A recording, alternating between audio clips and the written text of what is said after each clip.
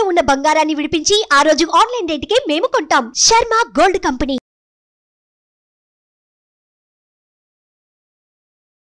నమస్కారం, సుమన్ టీవీకి స్వాగతం. అక్షయ తృతీయ యొక్క విశిష్టత ఏంటి? ఈ అక్షయ తృతీయ రోజున ఏ సమయాల్లోనే ఎటువంటి దానాలు చేసుకుంటే మంచిది? ఈ రోజు పాటించవలసినటువంటి విధి విధానాలు ఏంటి? ఈ అంశాలన్నీ తెలియజేసేందుకు మనతో పాటు ఉన్నారు ప్రముఖ జ్యోతిష్య శాస్త్ర పండితులు బ్రహ్మశ్రీ నందిపట్ల శ్రీహరి శర్మ గారు. గురుగారు నమస్కారం. వాగర్థావివ సంపృక్తౌ వాగర్థ ప్రతిపత్తయే జగతఃపితరౌ వందే పార్వతీ పరమేశ్వరౌ. సదాశివసమారంభాం శంకరాచార్య మధ్యమాం అస్మదాచార్య పర్యంతం వందే గురుపరంపరాం. ఆదిత్యాయ చ సోమాయ మంగళాయ బుధాయ చ గురుశుక్ర శనిభ్యశ్చ రాహవే కేతవే నమః. గురుగారు, అక్షయ తృతీయ, ఈ అక్షయ తృతీయ యొక్క విశిష్టత ఏంటో ముందుగా తెలియజేస్తారా? అక్షయ తృతీయ పేరులోనే ఉందమ్మా. క్షయం అయ్యేటువంటిది అంటే నాశనం అయ్యేటువంటి దాన్ని క్షయము అని అంటారు. అక్షయము అని అంటే నాశనము కానటువంటిది.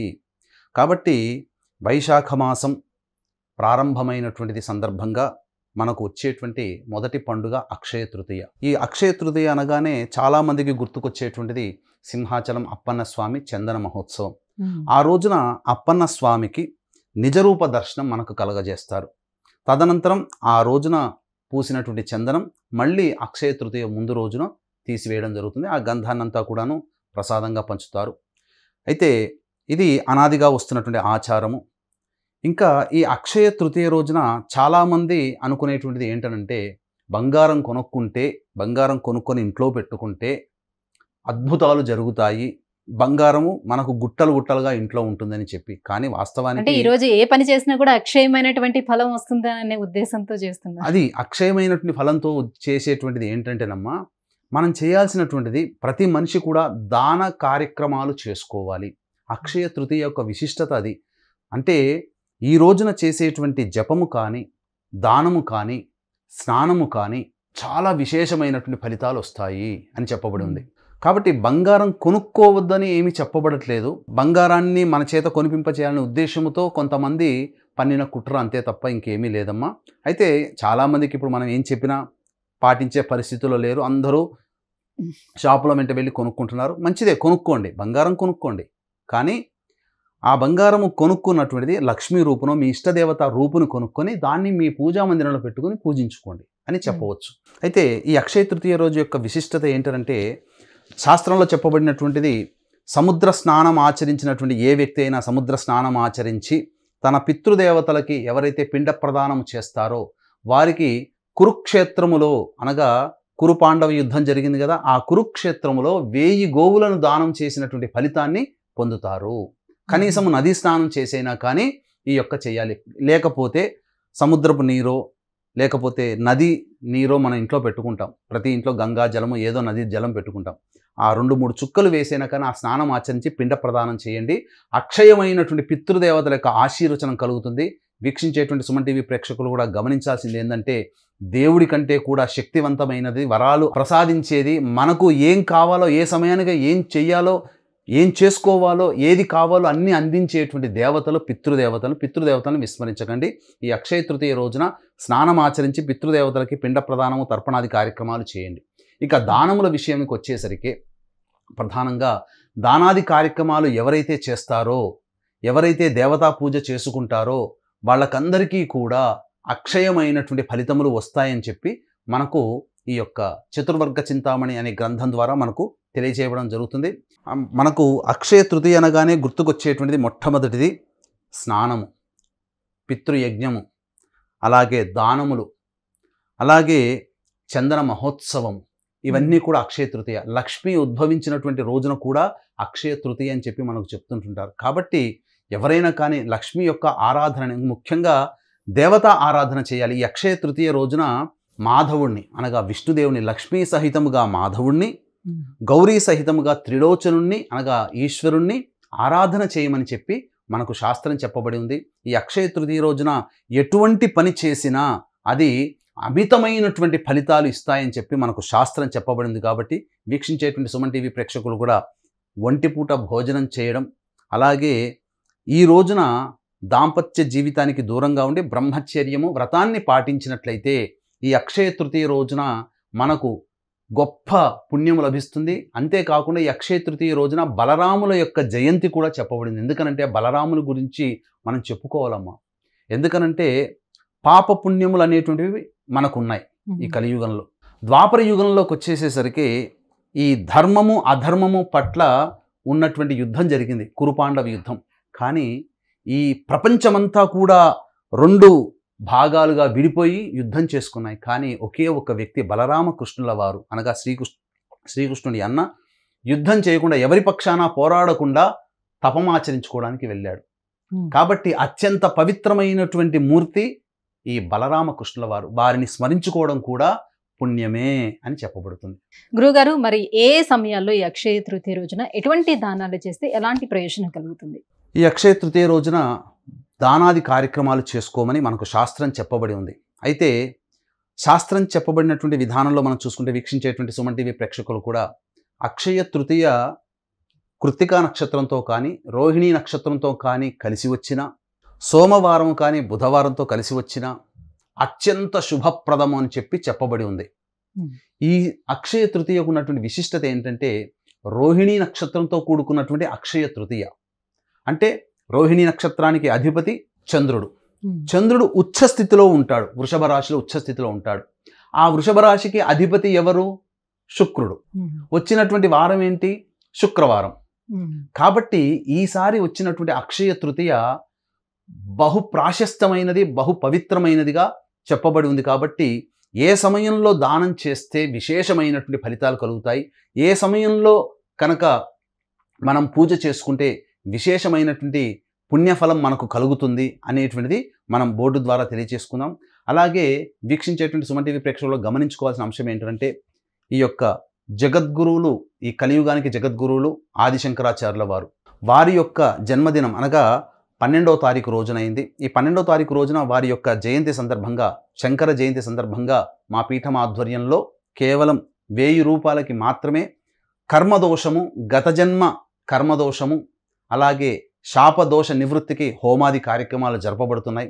నవగ్రహాల యొక్క అనుగ్రహం కోసం హోమాలు జరపబడుతున్నాయి. కేవలం 1000 రూపాయలు మీరు పే చేస్తే మీ గోతనామాదులతో ఈ కార్యక్రమం జరపబడుతుంది. కాబట్టి అవకాశం ఉన్న వాళ్ళు కార్యక్రమం తదనంతరం కాంటాక్ట్ చేసి పూర్తి వివరాలు తెలుసుకోవచ్చు. ఇక గమనించుకున్నట్లయితే ఈ యొక్క రోహిణీ నక్షత్రం ఉదయం 10:47 వరకు ఉంది. ఏ పని చేసినా మనకంటూ ఒక శుభ సమయం కావాలమ్మా. కాబట్టి శుభ సమయం అనేటువంటిది మనం చూసుకున్నట్లయితే శుక్రవారం రోజున సూర్యోదయం 5:35 వరకు ఉంది. దుర్ముహూర్తం 8:09 నుంచి 9 వరకు ఉంది ఉదయం పూట.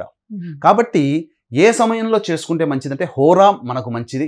లగ్నము అంటే ఆ పూజ చేసే సమయానికి ఉన్నటువంటి లగ్నము ప్రభావం వల్ల, ఆ హోర ప్రభావం వల్ల మనం ఏ సంకల్పంతోనైతే చేస్తున్నామో ఆ యొక్క పూజా ప్రభావము చాలా మనకు యోగాన్ని ఇస్తుంది. కాబట్టి ముందుగా మీరు ఆ సంబంధించినటువంటి అక్షయ తృతీయ రోజున బంగారం కొనుక్కునే అలవాటు ఎలా ఉంటుంది కాబట్టి, లేదా ఇంట్లో ఉన్నటువంటి దేవతామూర్తినైనా కానీ చక్కగా మీరు ఈ యొక్క చెప్పబడినటువంటి హోరా లగ్నము కలిసినటువంటి సమయంలో కనుక మీరు పూజ చేసుకుంటే, ఆ రోజు ఉన్నటువంటి గ్రహ సంపత్తి, గ్రహమాలికా యోగం అనేటువంటిది ఉంది కదా, ఆ గ్రహ సంపత్తి కలిగినటువంటి ప్రభావం వలన మీకు గొప్ప యోగము కలుగుతుంది. మీరు అనుకున్నటువంటి సంకల్పం తొందరగా నెరవేరుతుంది. కాబట్టి ఈ సమయం అంటే ఏ సమయం అనేటువంటిది చూసుకుంటే, ఆ శుక్రవారం రోజున శుక్రహోర ఉదయం 5:35 నుంచి 6:35 వరకు ఉంది. బుధహోర 6:30 నుంచి ఉదయం 7:35 వరకు. చంద్రహోర 7:35 నుంచి ఉదయం 8:35 వరకు ఉంది. కాబట్టి ఈ శుక్రహోర మొదలుకొని చంద్రహోర వరకు కూడా శుభ సమయము. అందులో చంద్రహోరలో కూడా సమయం సగమే. ఎందుకనంటే దుర్ముహూర్తం 8:09 స్టార్ట్ అవుతుంది. కాబట్టి చంద్రహోర 7:35 నుంచి 8 వరకే మీరు పూజ చేసుకోవాలి. ఎందుకంటే దుర్ముహూర్తం ప్రవేశిస్తుంది కాబట్టి పనికిరాదు. ఇక తర్వాత ఉన్నటువంటి శనిహోర ఏదైతే ఉందో 8:35 నుంచి 9:30 వరకు ఉన్నటువంటి శనిహోరని మనం విసర్జించాలి. తర్వాత గురుహోర వస్తుంది 9:30 నుంచి 10:30 వరకు. అయితే ఇక్కడ ఒక చిన్న మనకు కిటుకుంది, ఒక చిన్న యోగములు అనేటువంటివి ఉన్నాయి. కాబట్టి శుక్రవారము సంబంధించినటువంటిది. కాబట్టి వృషభ లగ్నం అనేటువంటిది ఎప్పుడుంది? 5:56 నుంచి 7:57 వరకు ఉంది. కాబట్టి 7:57 వరకు ఉన్నటువంటిది చూసుకుంటే ఈ శుక్రహోర బుధహోర కలిసి వస్తాయి. ఈ శుక్రహోర బుధహోర చాలా దివ్యమైనటువంటి సమయం. అంటే 5:56 వృషభ లగ్నం స్టార్ట్ అవుతుంది కాబట్టి మీరు 5:35 మీరన్నీ కూడా ఉదయం పూటనే అన్నీ కూడా రెడీ చేసుకొని దేవతామూర్తి విగ్రహం రెడీ చేసుకొని అమ్మవారి ముఖ్యంగా లక్ష్మీ ఆరాధన చేయండి, కుబేర ఆరాధన చేయండి. ఎందుకంటే ధనమిదం మూలం జగత్, కలియుగంలో ధనమే మనకు ప్రధానము కాబట్టి అన్ని రకాల సమస్యలు ధనంతో ముడిపడి ఉన్నాయి కాబట్టి ఆ దేవదేవుని యొక్క అనుగ్రహం కలగాలనుకున్నప్పుడు వృషభ లగ్నంలో గురుచంద్రులు గజకేసరి యోగం, గురుచంద్రులు కలిస్తే గజకేసరి యోగం కాబట్టి లగ్నానికి యోగకరుడైనటువంటి బుధుడు లాభస్థానంలో ఉంటాడు. సప్తమాధిపతి కూడా కుజుడు లాభస్థానంలో, పాపగ్రహం లాభస్థానంలో, ఇన్ని రకాలుగా యోగవంతమైనటువంటిది కాబట్టి ఈ యొక్క వృషభ లగ్నం ఉన్నటువంటి సమయం మనం చూసుకున్నట్లయితే 5:56 నుంచి 7:57 కాబట్టి ఈ రకమైనటువంటి శుక్రహోర బుధహోర కలిసినటువంటిది కాబట్టి ఆ రోజున లక్ష్మీ యొక్క మూలమంత్ర జపం చేసుకుంటే చాలా మంచిది. కనీసం లక్ష్మీ గాయత్రినైనా కానీ, అంటే ఏంటి, ఓం మహాదేవ్యై చ విద్మహే విష్ణు పత్న్యై చ ధీమహి తన్నో లక్ష్మీ ప్రచోదయాత్, లేదా లక్ష్మీ అష్టోత్తరాన్ని ఈ సమయంలో వీలైనన్ని సార్లు పఠించండి. ఈ సమయంలో లక్ష్మీ సహస్రనామాన్ని పఠించండి, లేదా ఓం మహాదేవ్యై చ విద్మహే విష్ణు పత్న్యై చ ధీమహి తన్నో లక్ష్మీ ప్రచోదయాత్, ఇది కాబట్టి ఈ యొక్క నామాన్ని. కానీ ఆ రోజున ఏం చెప్పబడి ఉంది, మాధవనగా లక్ష్మీనారాయణుణ్ణి గౌరీ సమేత ఈశ్వరుని పూజించమని చెప్పబడి ఉంది. కాబట్టి ఆ విధంగా ఆ దేవతల్ని పూజించి ఉదయం సూర్యోదయం మనకి ఏమైపోయింది, సూర్యోదయం మనకు 5:35 కదా, ఈ 5:35 నుంచి మీరు మొదలు పెట్టుకొని సంకల్పం చెప్పుకొని మీరు పూజ ప్రారంభించుకోండి. ఈ యొక్క లక్ష్మీనారాయణుణ్ణి పార్వతీ పరమేశ్వరుల్ని పూజించి ఈ సమయంలో మీరు ఆ యొక్క మూల మంత్రాన్ని లేదా లక్ష్మీ గాయత్రిని మీరు ఉపాసన చేయండి. ఈ సమయంలో చేసినటువంటిది అక్షయమైనటువంటి ఫలితములు వస్తాయి. అలభ్య పుణ్యతిథులలో అక్షయ తృతీయ కూడా ఒకటి కాబట్టి వీక్షించేటువంటి సుమన్ టీవీ ప్రేక్షకులు ఈ సమయాన్ని మీరు వదులుకోకండి. ఇక తరువాత చూసుకున్నట్లయితే కర్కాటక లగ్నం 10:09 నుంచి మధ్యాహ్నం 12:21 వరకు ఉంది. కాబట్టి ఈ కర్కాటక లగ్నానికి ఏమవుతుంది, లగ్నాధిపతి అయినటువంటి చంద్రుడు ఉచ్చస్థితిలో ఉన్నాడు, గురువు కూడా లాభంలోకి వస్తాడు, దశమంలో రవి శుక్రుడు, అలాగే బుధుడు కుజుడు భాగ్యంలోకి వస్తారు. ఈ కర్కాటక లగ్నము 10:09 నుంచి 12:21 మధ్యాహ్నం వరకు ఉంది. కాబట్టి ఈ శుక్రహోర బుధహోరలో చేసినటువంటి పూజ ఏదైతే ఉందో దానము చేయమని చెప్పబడింది శాస్త్రం. దానం ఏం చేయమన్నది, విసనకర్ర, చెప్పులు, ముఖ్యముగా ఉదక కుంభ దానము చేయమని ఉన్నది. ఉదక కుంభ దానము అనంటే నీటితో నింపినటువంటి కుండని మూతతో సహా పెట్టి ఈ విసనకర్ర, చెప్పులు, లడ్డూలు దానం చేయమన్నది. లడ్డూలు, తర్వాత మీరు బంగారము దానం చేయమని ఉన్నది. కాబట్టి ఈ రోజున బంగారం ఎంత అవుతుందమ్మా, 5,000 రూపాయలు ఎంతో గ్రాము ఉంటుంది కదా. మీరేమి గ్రాములు దానం చేయాల్సిన అవసరం లేదు. ఒక్క అరగ్రాము, ఒక్క పావు గ్రాము, అరగ్రాము అయితే 2,500కి వస్తుంది, 2,000 రూపాయలకు వస్తుంది. అరగ్రాము మీ శక్తి కొలది. ఆ అరగ్రామునైనా గ్రామునైనా అమ్మవారి రూపుని లేదా ఈశ్వరుడి రూపుని మీరు చిత్రీకరించుకొని బంగారు షాపులోకి వెళ్తే ఇస్తారు, అరగ్రాముకైనా కానీ ఇస్తారు. ఈ విసనకర్ర, చెప్పులు, ఉదక కుంభదానము, ఇవన్నీ కూడా లడ్డూలు, ముఖ్యముగా మజ్జిగ అన్నము, ఇవి మరియు ఈ యొక్క బంగారము దానం చేయమని. ఇంత చేస్తే ఎంత ఫలితం వస్తుంది. కాబట్టి గ్రాములు చేయకపోయినా అరగ్రాము, పావు గ్రాము అయినా కానీ మీరు దానం చేయండి. ఆ అక్షయ తృతీయ రోజున బంగారం దానం చేయమన్నది శాస్త్రం. కాబట్టి శాస్త్రం చెప్పిన విధానాన్ని పాటించండి. అయితే ఇది శాస్త్రం ప్రకారము అనాదిగా వస్తున్నటువంటిది బ్రాహ్మణుడికి దానం చేయమని. అయితే మానవ సేవే మాధవ సేవ, ప్రతి మానవుడిలో కూడాను దైవం చూడమన్నది శాస్త్రము. కాబట్టి మీరు ఆ దానం ఏదైతే ఉందో ఆ దానము ఈ యొక్క కర్కాటక లగ్నం 10:09 నుంచి ఈ సంబంధించినటువంటి గురుహోర ఉంది కదా, 9:35 నుంచి 10:35 వరకు ఉందమ్మా గురుహోర.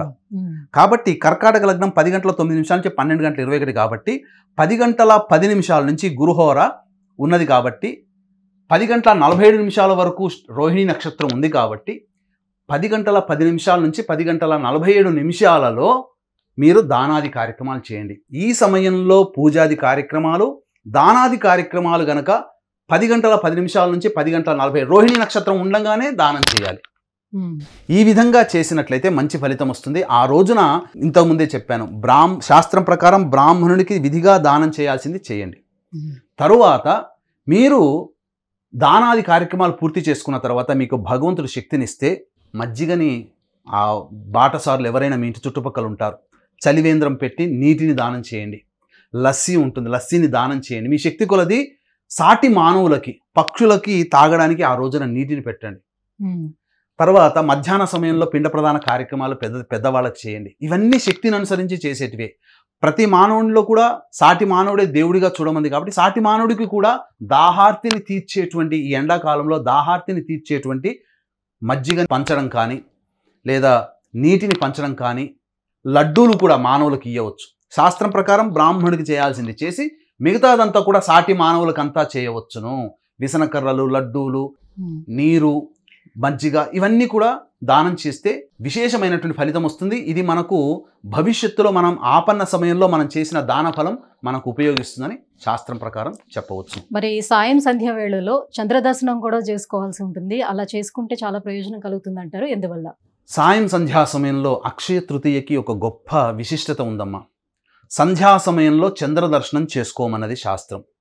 చంద్రదర్శనం చేసుకున్నట్లయితే అంటే ఏంటనంటే, మీరు ఆ అక్షయ తృతీయ రోజున చంద్రుని గనక చూసుకుంటే అయ్యవారి సిగలో, అమ్మవారి సిగలో, కిరీటంలో చంద్రుడు నెలవంక ఏ విధంగా ఇలా ఉంటాడు, నెలవంక, ఆ నెలవంక ఆ విధంగా మనకు కనబడుతుంది. చంద్రుడు మీరు ఏ చిత్రపటంలో చూసినా ఈశ్వరుడి సిగలో, అమ్మవారి కిరీటంలో చంద్రుడు ఎలా అయితే నెలవంకగా ఉంటాడో ఆ అక్షయ తృతీయ రోజున అదే ఆకారంగా మనకు చంద్రుడు కనబడుతుంది. గొప్ప విశిష్టత ఏంటంటే, అక్షయ తృతీయ రోజున చంద్రుని గనక దర్శనం చేసుకుంటే అరుణాచల గిరి ప్రదక్షిణతో పాటు అరుణాచలేశ్వరుని యొక్క దివ్యమైనటువంటి వివాహ మహోత్సవాన్ని అక్కడ ప్రత్యక్షంగా మనం ఉండి చూసినంతటువంటి ఫలితాన్ని మనం ఇక్కడ ఉండే చంద్రుని దర్శనం చేసుకోవడం వల్ల కలుగుతుంది. ఇది మనకు శాస్త్రంలో చెప్పబడి ఉంది. కాబట్టి మీకు ఆ సమయం కూడా చెప్తాను. ఎందుకనంటే సంధ్యా సమయంలో మీరు రావి చెట్టు చుట్టూ శివాయ నమః అంటూనో లేకపోతే విష్ణవే నమః అనుకుంటూనో ఒక 54 కానీ 108 ప్రదక్షిణలు కానీ చేసి అప్పుడు ప్రదోషకాల సమయంలో చంద్రుని దర్శనం చేసుకోవాలి. ఏ సమయంలో చంద్రుని దర్శనం చేసుకోవాలి అనంటే, సాయం సంధ్యా సమయంలో వృశ్చిక లగ్నం 6:35 సాయంత్రం నుంచి 8:51 వరకు ఉంది. ఆ సమయంలో 7:35 నుంచి 8:35 వరకు శుక్రహోర ఉంటుంది. కాబట్టి శుక్రవారం రోజున ఏర్పడినటువంటిది శుక్రహోరలో చంద్రుని కనుక దర్శనం చేసుకుంటే కనుక సాయంత్రం 7:35 నుంచి 8:35 మధ్యలో చూసుకుంటే వృశ్చిక లగ్నం ఉంటుందమ్మా. ఈ వృశ్చిక లగ్నానికి గురుచంద్రుల యొక్క వీక్షణ ఉంటుంది. ఈ సమయంలో గనక గజకేసరి సమయంలో ఉన్నప్పుడు పూజ ప్రారంభించారు, గురుహోరలో మీరు దానం చేశారు, శుక్రహోరలో మళ్ళీ చంద్రుని దర్శనం చేసుకుంటున్నారు. కాబట్టి అద్భుతమైనటువంటి ఫలితము ఈ చెప్పినటువంటి విధంగా వీక్షించేటువంటి సుమన్ టీవీ ప్రేక్షకులు గనక ఆచరించినట్లయితే తప్పకుండా మీకు మంచి జరుగుతుంది. అలాగే శంకర జయంతి రోజున గత జన్మ కర్మదోష ప్రభావం తొలగిపోవడానికి, అలాగే మీకున్నటువంటి సమస్తమైనటువంటి భయాందోళనలు కావచ్చు, లేకపోతే సమస్తమైనటువంటి బాధలు తొలగిపోయి ఉపశమనం పొందడం కోసం ఈ యొక్క శాప విమోచన హోమాలు మరియు ఈ ప్రారబ్ధ కర్మదోష నివారణ హోమాలు అనేటువంటివి శంకర జయంతి రోజున కేవలం 1000 రూపాయలకి మాత్రమే చేయించడం జరుగుతుంది. అవకాశం ఉన్న వాళ్ళు కార్యక్రమ తదనంతరం కాంటాక్ట్ చేసి పూర్తి వివరాలు తెలుసుకోవచ్చు. గురుగారు, అక్షయ తృతీయ యొక్క విశిష్టత ఏంటి, ఈ రోజు పాటించవలసినటువంటి విధి విధానాల గురించి తెలియజేసినందుకు ధన్యవాదాలు. సర్వం శ్రీ ఉమామహేశ్వర పరబ్రహ్మార్పణమస్తు. సుమన్ టీవీలో మీ పర్సనల్ అండ్ బిజినెస్ ప్రమోషన్స్ కోసం కింది నెంబర్కి కాంటాక్ట్ చేయండి.